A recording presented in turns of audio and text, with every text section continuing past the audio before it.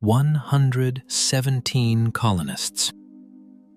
One word carved into a tree, and nothing else. When the rescue ship arrived in August 1590, the colony was gone. No bodies, no graves, no signs of struggle. For 400 years, no one knew what happened. Then in 2020, archaeology found something that changed everything. In 1587, England was racing Spain to claim the New World. Sir Walter Raleigh sent 117 English settlers, men, women, and children, to establish the first permanent English colony in North America. Their destination? A small island off the coast of what is now North Carolina, Roanoke. By summer, they had built a fort, planted crops, and welcomed the first English child born in the Americas, Virginia Dare, born just 9 days after they arrived. But supplies ran low. The colony's governor, John White, sailed back to England that same year. He promised to return within months. Then war came. Spain attacked the English fleet. White was trapped in Europe for 3 years. When he finally returned in August 1590, what he found defied explanation. The first theory: the colonists were attacked. The Roanoke region was contested territory between two powerful groups, the Croatoan, who had been friendly, and the Powhatan Confederacy further north, who were hostile to English presence.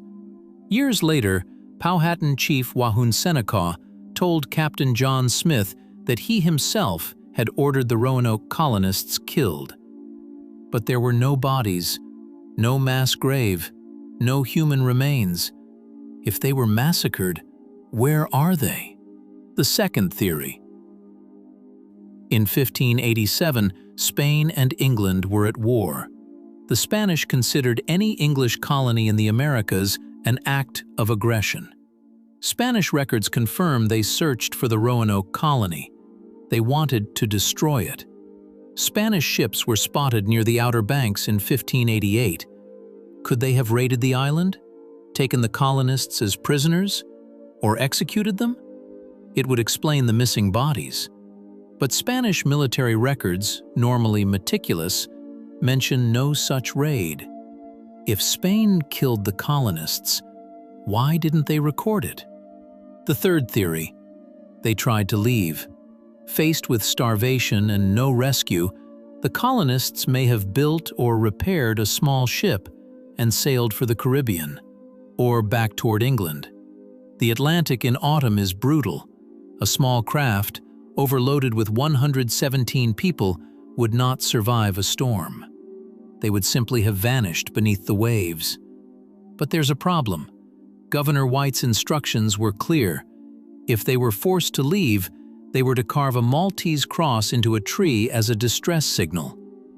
There was no cross, just one word: Croatoan, the name of an island 50 miles south of Roanoke, the name of the native people who lived there, the same people who had been allies of the English from the very beginning.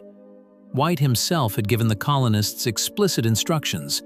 If they relocated, they were to carve their destination into a post or a tree. Croatoan was the destination. So why did White not search there? He tried. The day after finding the abandoned fort, White's ship sailed south toward Croatoan Island. A hurricane forced them back. White returned to England, planning to come back the next spring. He never made it. He died without ever seeing his family again. And the message, Croatoan, was forgotten. For 4 centuries, the colonists were assumed dead. Then archaeologists began excavating Hatteras Island, modern-day Croatoan.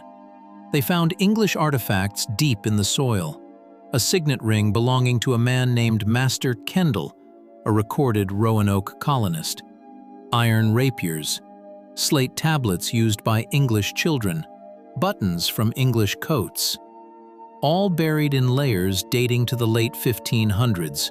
all mixed with Croatoan tools.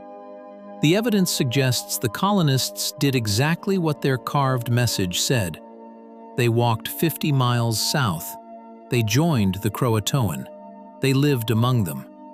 Some accounts from neighboring tribes spoke of gray-eyed children appearing in Croatoan villages decades later, of English-speaking elders, of survivors who had simply chosen another world. 117 colonists did not vanish. They walked away, and the world they left behind was the only one that didn't survive. Across the years, where history becomes haunting,